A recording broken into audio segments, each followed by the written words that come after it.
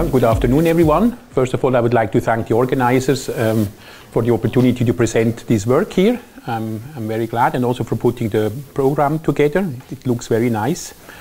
So this talk I have given invariance already once or twice before, so some of you might have heard parts already, and some other things are perhaps new to you.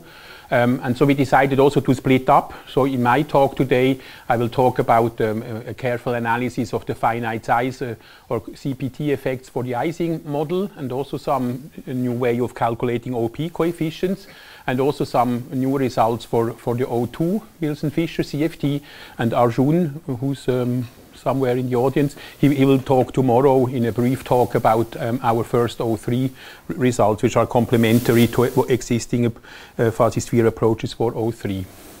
And so the outline of today's talk, or my today's talk, is okay, the word CFT journey, that's kind of something I will not make. But then fuzzy sphere numerics and conformal perturbation theory, very short introduction.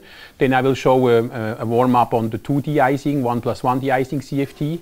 A closer look then at the 2D Ising CFT, which is like this foundational work on the fuzzy sphere itself. So we try to take a perspective of using CPT as a diagnostic tool in order to understand the remaining finite size effects better, and also turn CPT kind of in a tool where we can determine OPE coefficients, at least a family of them. And then hopefully the larger part of the talk will then be devoted to the O2 CFT, where there are not so many results yet. Yeah, I think I can skip this because the whole workshop is about this. But this paper, I don't know how much it has already been featured, so by Bing-Jing Lau and Slava on conformal perturbation theory. So they did first explorations on a discrete kind of icosahedron, where putting a transverse field Ising model on this structure is kind of a regular approximation of a model on the sphere, but has a lattice structure. And this is kind of a precursor work in kind of compared to the fuzzy sphere. And we were motivated when this paper came out, and we started working on the fuzzy sphere following Inchen's group. So that's how we got together and explored much of the things I'm going to present to you today. And here this is just kind of to lay out a bit how we're operating code-wise without diving into too much details. So one tool is exact diagonalizations. So the method is relatively straightforward, but in my own group it has a long history of being applied to some effective RG exact diagonalization on top of RG flows for high temperature superconducting problem. These codes have been used for fraction quantum Hall effect, fractional churn insulator, also a bit of Hamiltonian truncation. And then when the Hamiltonians for fuzzy sphere came out, it was relatively simple to adapt them. And for the present project, Patrick Wilhelm, who was a PhD student with me in Innsbruck, he basically used combined a Python with a C++ interface code and made the code quite flexible and useful. And so, and if we push hard, we can do about 20 electrons for Ising and about 14 electrons for the O2 model. And then what we complement that, this is for low-lying levels. We can also use I-tensor in implementation of the fuzzy sphere, which Loic, who's also here in the audience, implemented. And with this, we can push for low-lying eigenstates to substantially larger system size, up to, say, roughly double what you can do in ED. Sometimes for the ground state even more, but since we're mostly interested in spectrum, we can only go, say, roughly twice as much as for ED. And it's also an interesting thing which we observe, but I think it's not systematically documented in the literature, is also to understand how the entanglement in the excited states, which is like the limiting factor for this DMRG or MPS work, how that actually is structured. So there seems to be interesting observations, like the ground state is mildly entangled, but then if you go up to descendants, then actually the entanglement is boosted quite a lot. So even though descendants are somehow trivial kind of objects, but actually turns out in representation in MPS it's kind of not so simple. So there is interesting actually work also to be done there. Okay, so the program is indeed to do numerics for microscopic models which pretend to mimic CFTs.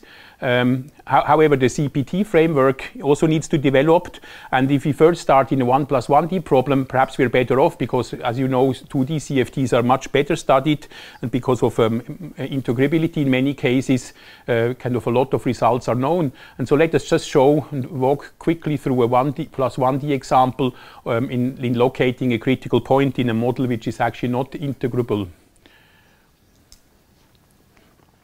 So the idea is therefore to do numerics here in this language in finite volume, or in condensed matter language use a finite size system. And then the observation is that even at the critical point in finite size, there are corrections to the fixed point CFT spectrum.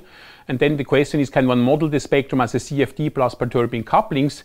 And even if so, if you have a numerical output for such a spectrum, can you like reverse engineer or infer the perturbing couplings in a reliable way? And so we now try that for a lattice model. And I think we condensed matter people often like lattice models because they have a natural UV cutoff. And to some extent, you just live with the cutoff all the time. And sometimes this makes actually the analysis simpler.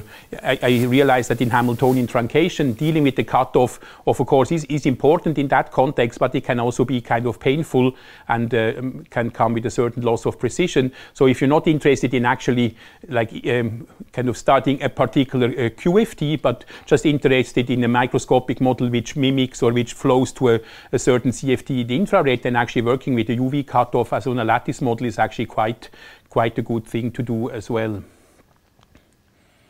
And so so it actually turns out when digging in the literature that there were two kind of old papers by Reinicke in Journal of Physics Math General at the time, where he derived for the Ising CFT finite size corrections to couplings which are coming from here the G epsilon. So if you perturb the Ising CFT with a thermal perturbation and you call the coupling constant G epsilon, then the question is, how is the spectrum affected? So we'll not look at these formulas in detail, but in principle they contain the blueprint about how the two different left and right going branches of the 2D CFT in a torus spectrum are affected if you slightly detune G epsilon away from 0. And these expressions are here known up to fourth order, which is quite powerful. So we can look at also about how the different orders improve. And there's another result where you have a coupling constant which you can call in modern language T bar, I guess, or T squared plus T bar squared. And actually for our model, both of them are small but finite, and we can detect them. And there are also corresponding expressions where the effect of these allowed couplings on the energy spectrum are basically given. But again, the details are not important for the purpose of the talk, but these expressions exist, and we can apply them in order to fit beta 1 and beta 2, or respectively these both two G couplings. And so the model at hand is nothing so dramatic. It's an Ising model on a chain with the Ising coupling's nearest neighbor and the transverse field, but also a longitudinal field. But the particularity is that we actually choose an antiferromagnetic convention, which means the two ground states in the angling language are not ferromagnets, but are staggered antiferromagnets. There are still two of them, so the number of ground states is the same. But there's a small impact on the phase diagram, namely that the role of the transverse field is still the same. So with the transverse field, you put in quantum fluctuations, and ultimately you will kill the order at the finite strength. But however, the HC, which is uniform here, the longitudinal field is uniform, it's actually not directly the conjugate field to the order parameter. And that has the effect that there is actually an extended region, even with a uniform field, where the Néel order survives. And therefore, there's a whole line of Ising points in the longitudinal and transverse field plane. And therefore, we can look at the larger range of possible microscopic realizations of an Ising model or an Ising CFT.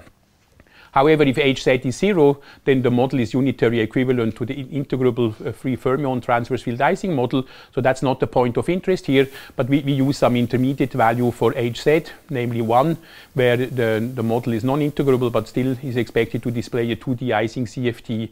And this is not known exactly because the model is not integrable, but we can actually do quite accurate numerical work.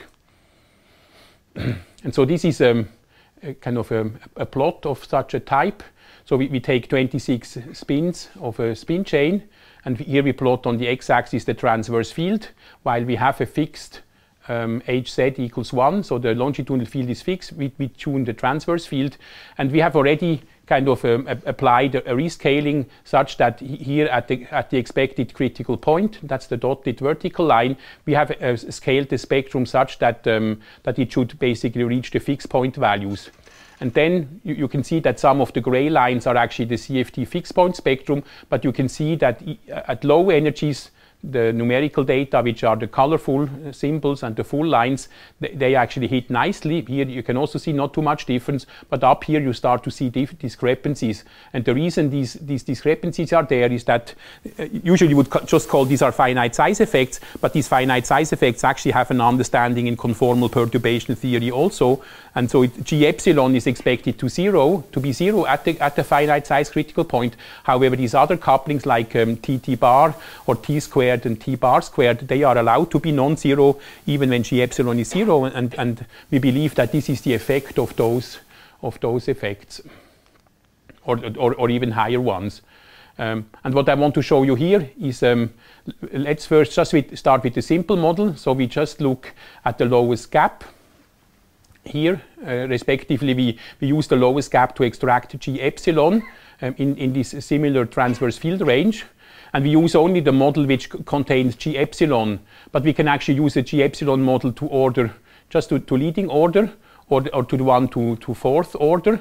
And what is interesting to see is that if you plot the quality of the fit over the plotted range, then if you use the low order model, then it's actually, you see that the fit quality degrades quite quickly. However, if you use the fourth order model, then the fit quality actually remains the same. And that's good. It basically means that the dependence on G epsilon is accurately modeled by the G epsilon model itself. And the remaining residual is actually due to these residual effects which are not taken into account, like the TT bar and the other coupling, which is of that similar type. And then we can also do a complete fit where we include indeed G epsilon, TT bar, and T squared plus T bar squared. And then we see that overall the fit quality is much better, so the residual is much smaller than on the previous plot. G epsilon is not affected that much. It crosses nicely at the infinite critical point, basically. And we can also resolve T bar and T squared plus T bar squared. So they have values which are of order 10 to the minus 5, so they're not that large, but still we get meaningful values out. They are negative, and this is plausible for this kind of critical system. So the values themselves are not universal, of course, but this shows you that this program of using elaborate CPT models to extract the couplings at the critical point, the residual ones, actually seems to work. Okay. And so now in the next part, I would like to talk about the 2+1D Ising CFT on the fuzzy sphere, where we want to have a closer look at the finite size effect as promised. Now it turns out that the conformal perturbation theory is not as developed, or at least was not when we were starting. So Slava put a lot of work into formalizing all that and getting all the possible information around about known OPE coefficients and things like that. But there's still like room for a lot of more work. So yes. Good question. For the previous example, how many digits of accuracy can you achieve at the critical point? Like how accurate the critical point can be located? Yeah, I think I didn't show it, but here I think on 26 sites we got like 4 digits or something.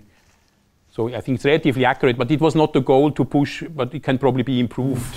But it's 4 digits. So how do you estimate the error bar here? Like, yeah, you can see how much drift there still is. No, if you take ranges between 20 and 26 sites and you see where G epsilon has a 0, you can look how much G epsilon still drifts as you increase system size more. Oh, but that's not a rigorous. No, but this is not rigorous what we do. It does not mean it's meaningless, but it's not rigorous by some standards. So, but it's not a systematic error bar in where some other communities work. But yeah. Okay, so let's now dive into the 3D part. And so these are kind of plots very similar in content to what Ingen and his team have been showing. And so this is now a plot also from this fine-tuned version where H, the transverse field H here is 3.616, and V0, one of these remaining pseudopotentials, is at the value of 4.75, which later will also show, like others, that this is effectively fine-tuned as claimed, so that's all good. And this is the Z2 odd sector. So now something which we do when plotting spectra like this is that we're, for reasons which will become clearer later, we actually like to normalize the spectrum such that the sigma field is actually put at its reference conformal bootstrap value and not the stress energy tensor. And the reason will be that the stress energy tensor is actually, even though it has a conserved dimension because it's inexact. It's a conserved operator with a scaling dimension 3. It's actually still affected or prone to finite size effect as many other levels. So it's not protected from finite size effects. So even though we know in the end it should turn out to have scaling dimension 3, it's not guaranteed that it's having scaling dimension 3 also at finite size. And therefore we think that we have an argument that sigma is actually better off. It's less affected by finite size effects. But on the other hand, it's also a smaller gap. So you could say you also amplify mistakes. So there's probably a pro and a con. But we chose to basically use a sigma normalization of the spectrum.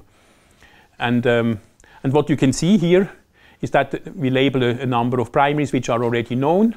There is actually perhaps even possibility that here up at spin 4 there is another primary which, at least by looking at level counts, we see that there is one level too much in this range here. And I think by listening to the talk of Julia, there could actually even be that one of the primaries you found is actually also where we find evidence that the state count actually tells us that there could be a new primary here which has not been accounted for yet. So perhaps we should talk. So that's kind of the way. But on the other hand, if you look at this plot, you also realize that there are kind of interesting just phenomena of how levels depend on system size. Because what I didn't emphasize enough is that what is plot here on the vertical axis is some proxy of 1 over system size. So it's 1 over L to the omega, where omega is the leading finite size exponent coming from epsilon prime, and L is square root of n. It's like R, basically. But the point is that this is fixed by our convention, so it has to be flat. But then the descendants actually is similarly flat. And this one is also quite flat. But then you can see as you go up to higher spin descendants of sigma, they actually start to have more and more violent finite size effects. But then also here, for example, these levels which are highlighted in red are levels where we think they actually anti-cross. What we mean is that the wave function, for example, behind this black circle is more closely in finite size terms related to the upper branch, and that one is actually part of what is coming down, and what is happening here is an avoided crossing of wave functions at intermediate n. And similar things I think we believe are happening here. So now, right now, just based on this plot, it might be hard to convince you that this is the case, but later when we do OPE coefficients, we actually see that there are indeed kind of transmutations of fields and OPE levels where this becomes actually also becomes an operational, kind of has an operational effect. Yes, please. So how is the dashed lines taken? Are they, the dashed lines are like reference results. So you mean these ones? Yeah, so I think most of these data here is actually from conformal bootstrap or other sources, and we just put them as reference. Because I notice in some cases the dots are not scaling towards the dashed lines. They are passing. Yes, that's how it is. Yes. Okay. Yeah, I mean, what we see is that, I mean, that's also a curiosity, is that indeed, as Ingen's team pointed out, a lot of the primaries seem to have particularly small finite size effects, and indeed beyond this, for example here, beyond a certain system size, they hover around quite closely. But some other levels, when they are not primaries, they actually undergo quite severe finite size effects still at around 20 electrons or even beyond. So it's not that the convergence of the spectrum is uniform in system size, and once the primaries are good, everything else is good. But I think there are some levels who lag behind or have a harder time converging. And we will have to see whether all of these can be accounted by conformal perturbation theory, or whether there are effects beyond it also. We don't know fully. Is there a difference between the two different types of x's you use? You use like a fat x and a skinny x? Like in your L equals 1, there's like a... I think the pluses are primaries, and I think x are descendants. But you also have another type of x, which is like open x. I think that should be odd parity. Okay. An odd parity descendant. Yes. Yeah, and since you're asking, I think this is a conserved operator, so for yet another symbol to be clarified. Yeah, but the point is just that. But the point is just kind of these small symbols are the numerical data. That's the precious, costly stuff, and the other one is basically the reference data, because this is the Ising CFT. A lot is already known, so we just put them to see whether either there is a mismatch between numerics and the reference data, or whether the numerics basically seems to go where it should, or for most of the cases where we expect them to go. Or also when suddenly, for example, there would be an ED level here, that's a pretty strong indicator that there could be a primary hiding here which has been overlooked. But so far we haven't seen an egregious case of this. Here we also highlight some primaries, and again there are some peculiarities. For example, here this is also a clear case of an avoided level crossing, and in the OPE determination we will also see traces of that very clearly. And so here this is actually also even a set of 3 levels who are close by in at least at intermediate size are close by in energies, and actually here there's also some interesting 2x2 flipping of adjacent wave functions where it would also be interesting to see whether the generator picture actually also detects this, that wave functions are actually flipping. Yeah, so here the idea is that this paper by David Simon Staffin was quite interesting for me in the beginning, because not only it gives at the time relatively accurate data about spinning primaries for the Ising CFT, it actually also gives very long families. I mean, even too long probably to be meaningful for our analysis. But from those you can basically see that there are families here, for example, C2 even, and with even spin here, levels which kind of grow up, so which are like on these redshift trajectories. And what is also interesting is that there are estimates for the corresponding sigma and epsilon OPE coefficients, and these numbers up to some meaningful level of spin are actually interesting for us, because they help us analyze what is the impact of these operators, which are actually allowed operators to perturb our fixed point CFT at finite size, and in order to phrase, kind of translate their effect on the finite size energy spectrum. And then we can use those OPE coefficients which work for the primaries and endow them with these correction factors which Slava and Bingxing have derived. And then also in our paper they are completed to some, I think, some level higher or so, where you can also know the effect of such a perturbation on descendants of your primaries. And so this plot shows you a bit this kind of structural element I want to mention. Namely, here there are 4 families which come out of this David Simon Staffin paper. It's not so important exactly now the details of which family that is and why it's called like that. But here, for example, this family has an epsilon prime, has T prime and C prime, and up here there is T and C, and here there is C prime. And okay, this is C double prime, here is epsilon, and so on. But the point is in the end that this is by far a simple plot, simple in the sense that everything just has like one baseline color. There's a lot of structure, and so it actually turns out, depending on which operator you consider and which field you want to look at its effect, how it is being affected, actually there's a lot of structure. So for example, let's take for example epsilon. Epsilon affects sigma quite a lot. However, sigma is basically not affected by all the other, apart from T, all the other perturbing fields. So that's kind of in a short way, the reason why we think it's good to use sigma as the one gauging the spectrum, because sigma is actually only affected by epsilon and T, but since T is just can be declared as a renormalization of the speed of light, that's kind of quite useful. But in order to fix both the speed of light and the scaling dimension of sigma, you actually also perhaps need delta sigma, and delta sigma is affected by epsilon. So that's because there is some non-white box here.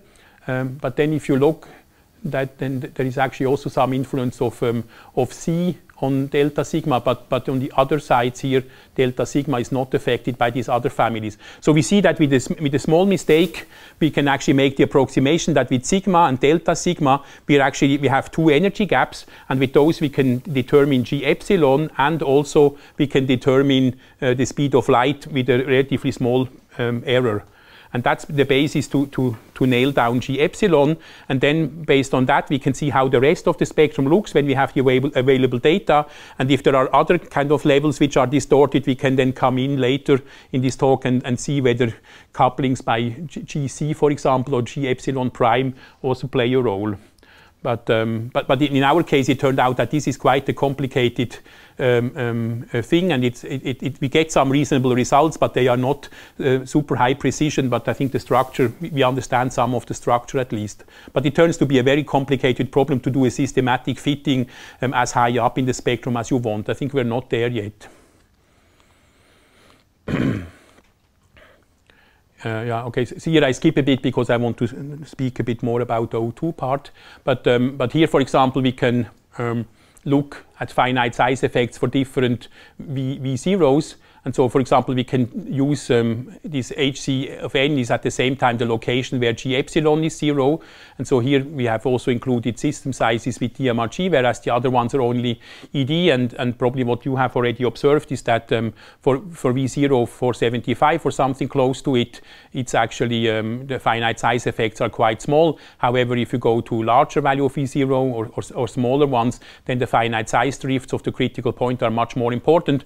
And not only is the line where G epsilon vanishes drifting a lot, it also the distortions in the energy spectrum will become more massive. So there's really an advantage or even a necessity to work at the fine-tuned point if you want to investigate the spectrum and learn about primaries and other operator content.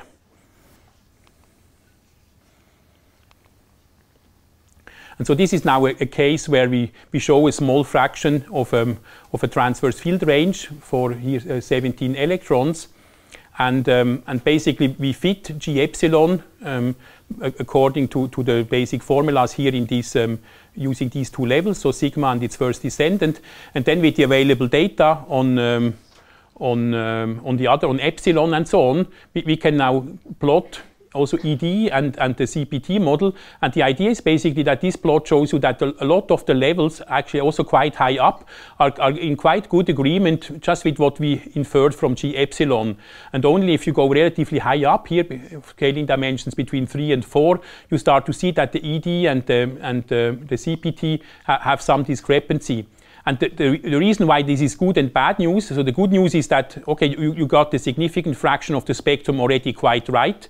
But on the other hand, the problem is a bit if you have like singled out deviations up here, whereas the rest is already quite good. From the structure of the perturbation of this CPT or from higher operators, it actually starts getting difficult to figure out exactly which operator is responsible that only, for example, here this third descendant of sigma is affected, while for example, those two are actually almost not affected.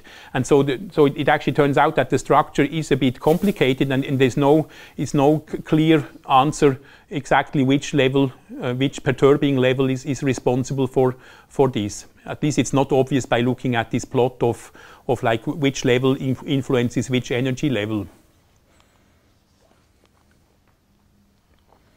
Let me come back to that in a second, but we nevertheless tried. So to do conformal perturbation theory, so we extended from the initial minimal model, which only contained a G epsilon based on sigma and delta sigma. We now extended the range also to including a G epsilon prime and a GC coupling, and we included a necessary minimal set of energy levels, which I didn't write down here. And what we can then also do is like try to extract these couplings. So we took 3 different values of this pseudopotential V0 of 2.5 and of 6, plus the one which is potentially fine-tuned 475. And here we see that G epsilon actually, for example, still has a lot of drift, as we discussed, and it also crosses at the positive intercept, whereas if you go to V0 equals 6, G epsilon also drifts, but in the other direction, and crosses at the negative intercept. Then G epsilon prime does not cross, but is relatively flat over the considered field range, but is positive here at 2.5, is close to 0 around 475, and is actually negative with a tendency to being reduced for V0 equals 6. So it seems to be that indeed changing V0 has an impact on G epsilon prime.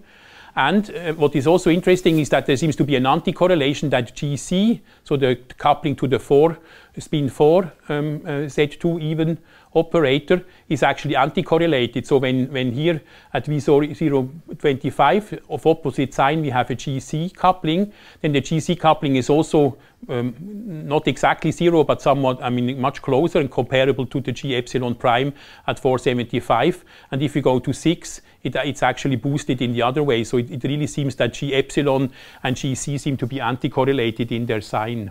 I don't know whether that's also something you have been observing in Actually, yes, right? They're the opposite sign because it curved like that. We never show what we do for, yeah. Okay, but so at least we get some understanding that, of course, it's not new, but we can corroborate it using the CPT approach that 475 is indeed fine-tuned, and it's not only fine-tuned with respect to G epsilon prime, it's also fine-tuned that GC seems to be magically also kind of close to 0 at the same time. And GC actually seems to pop up and play some important role also in O2 models and so on. So I think GC is actually a player which one should take seriously in this business. And then I would like to show something which I think I particularly like, and that's getting at least one family of OPE coefficients from taking numerical derivatives. So the idea, unfortunately, I don't have the formula written here, but if you look at the formula for how the conformal perturbation theory affects energy levels, then at least to simple diagonal order, it's just that the perturbation basically shifts linearly the energy level according to the OP coefficient times some descendant factor times the coupling you're looking at. And since we advocated in the beginning that since we can track the effect of G epsilon easily by following sigma and descendant of sigma, we actually have a translation which translates transverse field into G epsilon, and that's very accurate. And what we can then take is like looking at the entire energy spectrum of those levels we trust and taking the numerical derivative with respect to G epsilon. And if we single out the corresponding descendant factor, we're basically able to get an estimate for the corresponding OPE coefficient, which is field, or like state, and epsilon. And actually some of them are well known and others are not so much known. And so we're not going through all of them, but here you can find basically sigma multiplied and descendants quite high up. And you can see that this is data including DMRG data where we have these numerical derivatives, and the two levels with the red arrow are kind of fixed by definition because they are sigma and delta sigma, but all the rest is basically flowing on its own close to the reference value which are from conformal bootstrap. And so here you have levels which are in the epsilon multiplet. And here, for example, you can see that there are two levels, this red one and this orange one, which actually go a long way in coming down with system size and approaching their expected value only for the larger system sizes. And sometimes there is a level here in other primaries where there's an opposite partner who does the opposite move, like going from down to up. And if you go back to this plot I showed you in the beginning, then it actually turns out that these are partners in this avoided level crossing which do this opposite move. So one is the lower and the other is the upper one, and then they mix, and then they orient the other way around. And that's the way how we explain this kind of curious behavior of the OP coefficients, which seem to basically exchange two levels over a certain range of system size. And down here, there are also levels which have spin 4 and are set to evens. And so one of them, I think, is a descendant of the stress energy tensor. One is the C, like the spin 4 set to even primary. And another one is a descendant of epsilon. So they're very close in energy. And here, for example, you can see how how the different levels, for example, the blue and the orange one kind of cross rather abruptly here, and then the red and the blue one seem to start to cross at larger system size. So they also form a dynamical kind of set of three levels who are mutually exchanging each other. And so these kind of effects, depending on what you want to extract, also using conformal generators, kind of it matters a little bit to make sure that you're aware like which level is really the descendant of your primary, and which one, or even if there's is kind of a superposition of both. Okay, and so with this, I would like to stop on the 2D Ising part and start to look into the O2 part, which is coming up next. So a natural question one actually has to ask is like, what is the particular model to study? And so Arjun tomorrow will talk more generally about some kind of rotor models which can be written down, which we believe have a lot of advantages and also a small disadvantage. So there are a lot of advantages Arjun will tell, but since they're not actually working at half filling, it turns out that these models we have for O2 and O3 and also for larger, they are not at half filling. And if they're not at half filling, we currently don't understand how parity can be implemented as an exact symmetry. So we think, I mean, we're not sure, but we think that parity is in that case an emergent symmetry and not a microscopic symmetry. And sometimes it would be important to understand whether a certain level is the lowest parity odd primary or something, or of a certain spin, and we don't have that information. On the other hand, it turns out that some models which can be made at half filling, they actually might have intruder states, which means that the Hilbert space is too large. And then if you cannot distinguish levels which are not of CFT origin from levels which are, then you're also in trouble, and your spectrum might not faithfully represent the CFT spectrum. So that's why we think that our model, at least for the time being, is good in the sense that it does not have intruder levels. Whereas for the others, it's not so clear whether they have intruder levels, but at least to us, it was not obvious that they don't have them. And so the model we can write down is basically the same model, but almost the same model, but we can write them in slightly different language. So what we actually do is simulate a spin 1 XY model with a single ion anisotropy. And that's almost the same as a Bose-Hubbard model, where you have a site, kind of an electronic site, where the electron can have like 2 internal or 3 internal flavors, can either be kind of correspond to empty, to 1, or to 2 internal occupation. And then you can basically put a penalty for double occupations, and this is a truncated version of a Bose-Hubbard model. And for those of you who know about superfluids or condensed matter system, the Bose-Hubbard model is an important model which has the competition between Mott insulating physics and for bosons and and superfluidness, and that if you tune to the right point, then there's an O2 CFT at the particular tip of the lobe, and that's kind of the target of these studies.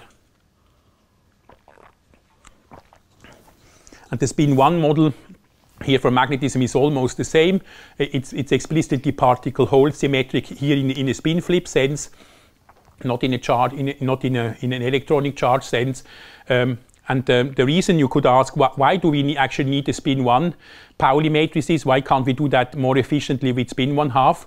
So the reason is that we think there is some kind of Lieb-Schultz-Matisse theorem, or some kind of, you could probably call that mixed anomalies business going on also on the sphere, and it's so far it's not possible, or no one has found, at least not to my knowledge, a spin 1/2 model where you can tune from a Goldstone phase to a unique gapped ground state, which would basically have a faithful O2 CFT at its boundary. And we think from condensed matter study that this spin 1 model with Pauli with spin 1 matrices actually is of that type. It has a unique ground state if you make D very large. Then basically your magnetic electron with 3 levels would prefer to sit in the SZ equals 0 state. And if you make D very small, then these terms, being ferromagnetic, would like to basically arrange your effective spin 1s uniformly on the plane and form a Goldstone phase. And on the way between the two, there should be an O2 CFT, we think. And otherwise, I find it useful to think in terms of ferromagnetic model on any lattice in 2 dimensions to get the first intuition about the magnetism. And if this model actually is known on the torus or on some other geometry, on some other lattice, to have a useful phase transition, then it's easy then to translate that basically into a fuzzy sphere Hamiltonian. So that's a bit the logic by which I operated at the time when I came up with these models. And so here in the Mott or in the Bose-Hubbard interpretation, that's a bit how things look like. So we have this U over T or the D over JXY axis, where you have the Mott insulator. That's like the gapped, the unique state, massive phase with the gap. And on the other hand, you have the superfluid, which is this right region. And the red point is the O2 transition. And since here I will also briefly mention some ideas about the large charge, I think, but Gabriele, perhaps you can correct me, is that this deviation away from kind of the chemical potential equals 0 axis is to some extent a bit what is the large charge domain.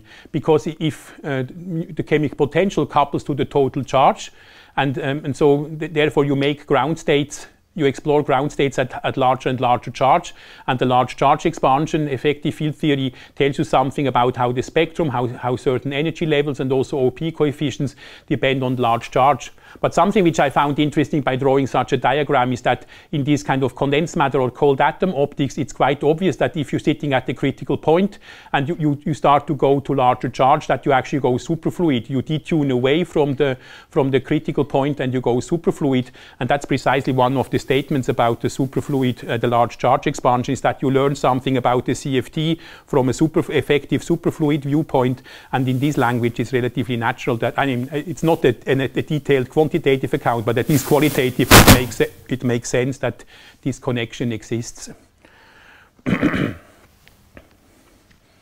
And so here I just want to highlight that people like Sabine Reffert and Gabriele and Ricardo and others have worked quite a bit in the last, say, 10 years or so on this EFT framework for CFT with U1 and also higher group, larger group symmetries, and then a few Wilson coefficients encode the information.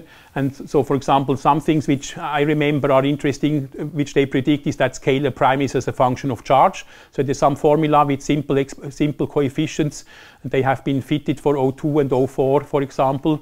Then also actually certain families of OPEs are also known as a function of charge, and their behavior is controlled by certain scaling dimensions and Wilson coefficients.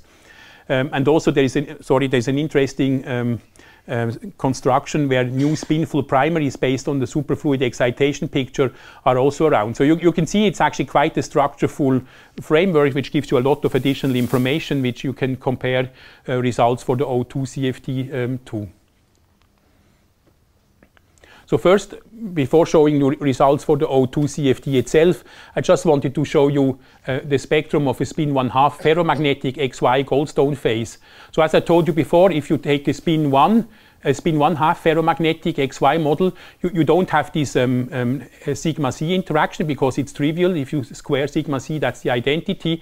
But we think that the spin 1/2 ferromagnetic XY model is actually just in a Goldstone phase. And so what you can do then is to just plot the energy spectrum in the Goldstone phase.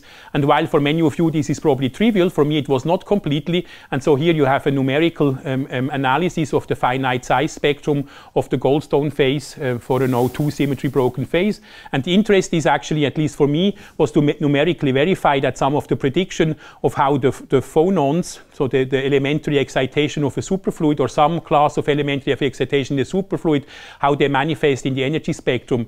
And it actually turns out that these modes like omega 2, omega 3, omega 4, they have certain well-defined energies which you can get from a kind of free theory.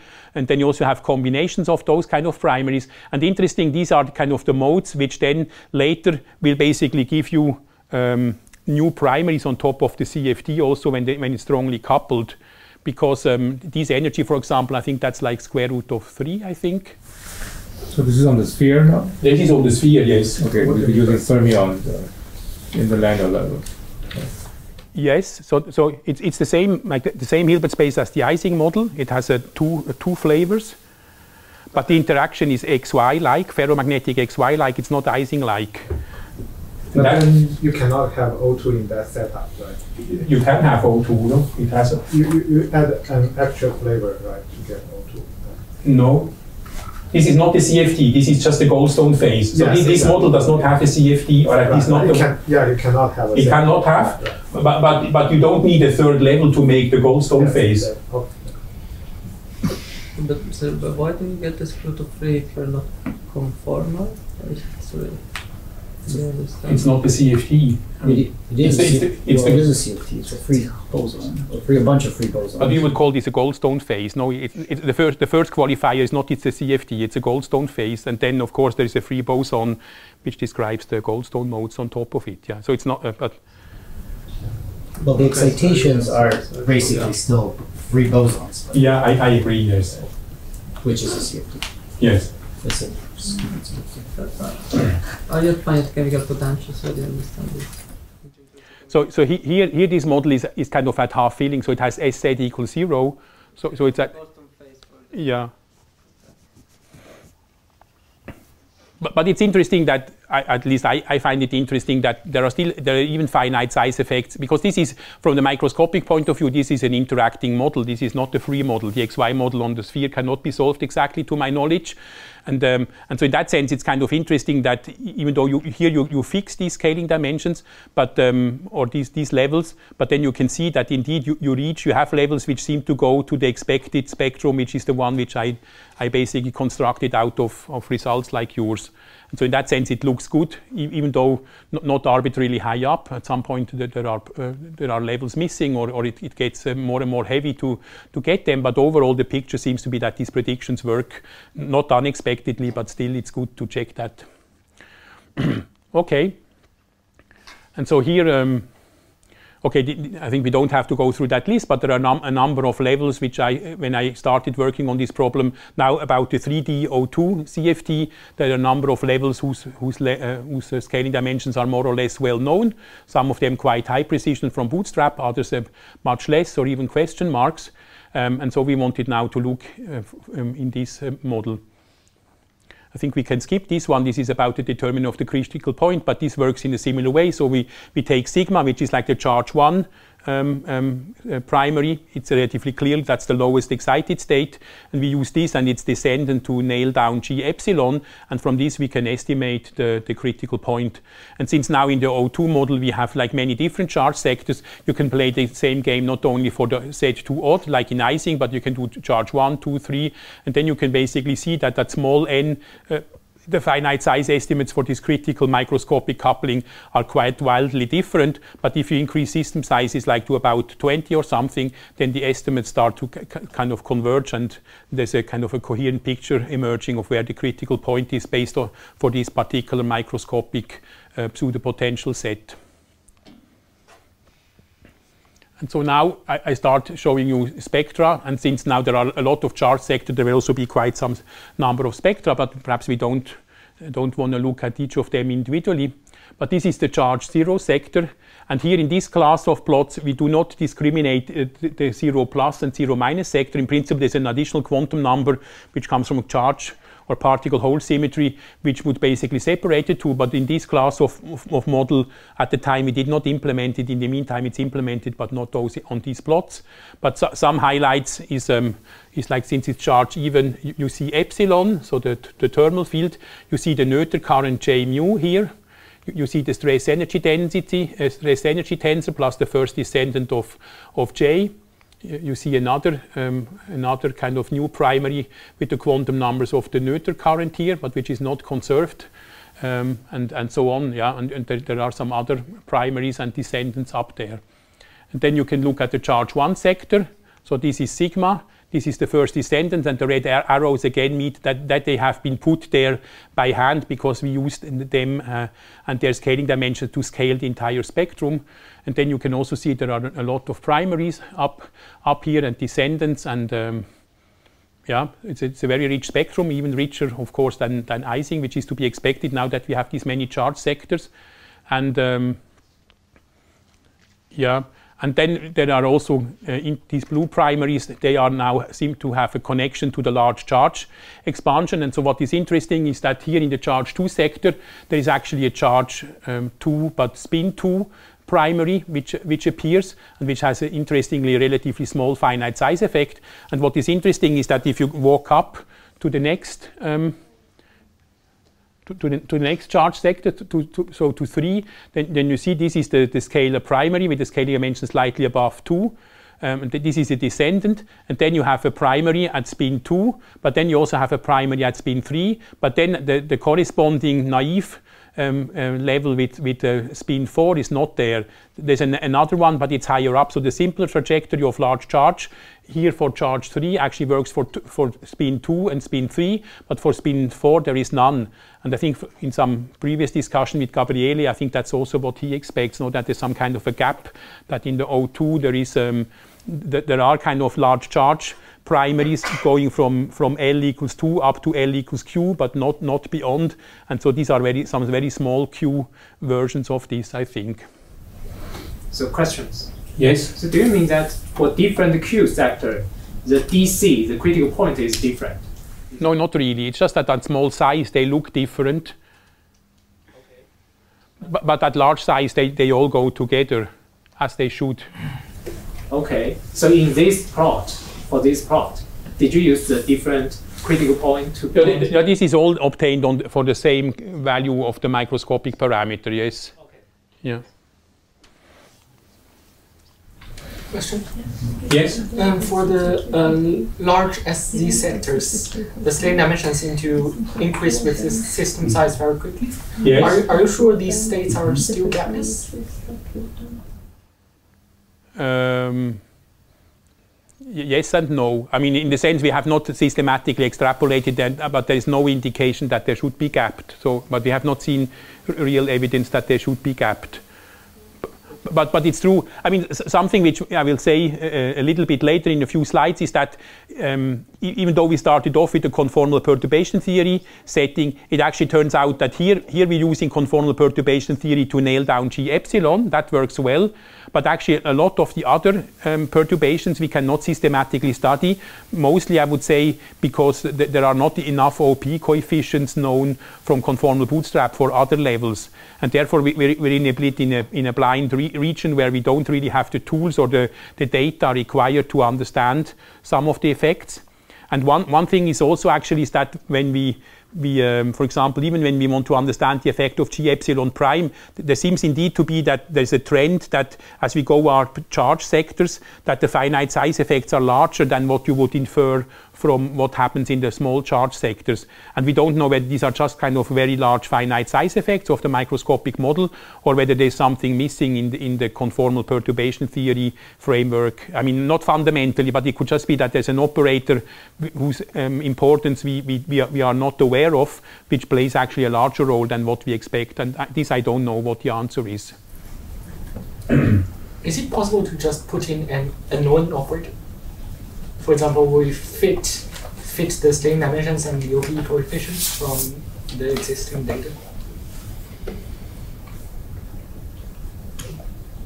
I'm not exactly sure I understand what you want to do. You mean? If we do not know the conformal data a priori, yeah, can we fit this from the behavior of the, say, conformal tower? Yeah, but from the OP, I mean, I will report some OP coefficients, which perhaps one can then later use to basically self-consistently also do CPT with it. But on the other hand, I'm not exactly sure we can turn that into a powerful tool. But perhaps we need to discuss this after the talk. No, it has to be one of the operators of the theory. It can't be just an arbitrary operator. But you don't know the scaling dimension. You don't know. Yeah, some of them we don't it has know. to be one of these. Yeah. It can't be operator somewhere sitting where there is empty space on this plot, right? No. Yeah. So for the larger spin, can you go back to maybe your Q equals 3 plot? For the larger spin, the numbers look like they're taking longer to converge. Do you think it would be possible to get better results at higher spin, or has it just become yet. It's just impossible because it's going to take. Yeah, I think for larger spin, it's probably possible using DMRG, or at least it's worth an attempt, because usually we're coming from below and we would like to understand better, and then we stop.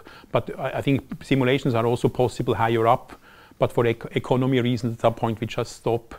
But if you say there's a particular interest to look at this trajectory, then probably one can push that to a bit higher. There are large spin theories which make predictions, which would definitely be interesting to look at. So if it's possible, then yeah, that's probably perhaps we need to chat a bit what exactly you're interested in. Yeah, but one can probably make some progress. Yeah, let me perhaps show this as a more or less last slide. So the same way I told you how we have this family of OP coefficients for the Ising model, we can also do the same trick. Since we have access to G epsilon, we can also do the same trick for O2. And so here, I think there's a lot of data here. I think some of the beautiful results is also that here, for example, the Noether multiplet and two descendants work. And I think this is a stress energy tensor, and they actually, once put in the right convention which Slava achieved, then actually the results seem to converge quite nicely to the expected values. But then here in the higher charge sectors, so this is charge 0, 1, 2, epsilon, and 3, 4, 5, even 6 or something, yeah. And so here we actually see we get reasonably good quality OP coefficients, at least for this particular family. And I think not all of them are actually very well known from conformal bootstrap, or they might serve as a motivation for bootstrap to get tighter bounds and so on. But that's, I think, a nice way to extract conformal data, at least for some families, from fuzzy sphere. And I also would like to highlight that also in the O2 model, we actually have this anti-crossing of particular levels. So here you can see a few levels are quite flat, but for example, this red and this orange level also seem to anti-cross. And here it's a similar kind of, there's also a pair of levels who seem to be like opposite correlated motion. So there's probably also some wave function mixing effect. And Slava tried to, or has an effective model of why this happens, but I think we're not exactly sure whether you have fully understood what's the origin of these large mixing matrix elements, like physically. Yeah, I think that's it. I would like to stop. So I have talked about these topics, and if you have further questions, please go ahead. Thank you for your attention. Time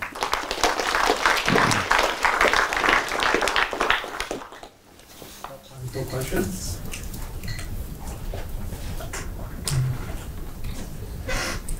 So I was confused about when you showed the ordered state, right?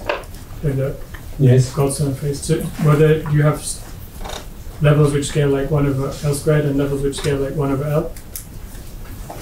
I mean, the tower of states and the Goldstone excitations, or were they all scaling the same way? Yeah, but I think here I was only fixing at one charge sector, so I think the 1 over n part, I think I did not show here. So this was all at the same spin, different spin, but all at the same charge level. So there's another axis I didn't show, which is the charge axis. So this was a projection onto one charge sector, like just half filling. Okay, thanks. So when you show the Goldstone phase, like for spin half, you mentioned that some of the states will evolve to CFT states. I think you mentioned that. Yes. It didn't show the Yeah, but I think I don't know for each of them what is really which one is the CFT level. I mean, this is just to say that this is it's a Goldstone phase, which like some levels make up the tower of states, like the symmetry broken manifold, and some levels make up excitations like spin waves on top of that manifold. And the spin waves are free boson, so they are free boson on the sphere. So in that sense, it could also be the tricritical theory. But I have not looked at the spectrum from this point of view, but that might be a worthwhile exercise, because I think also with Arjun we were hunting tricritical Ising in a different model. We're not sure we have it fully under full control. We will see.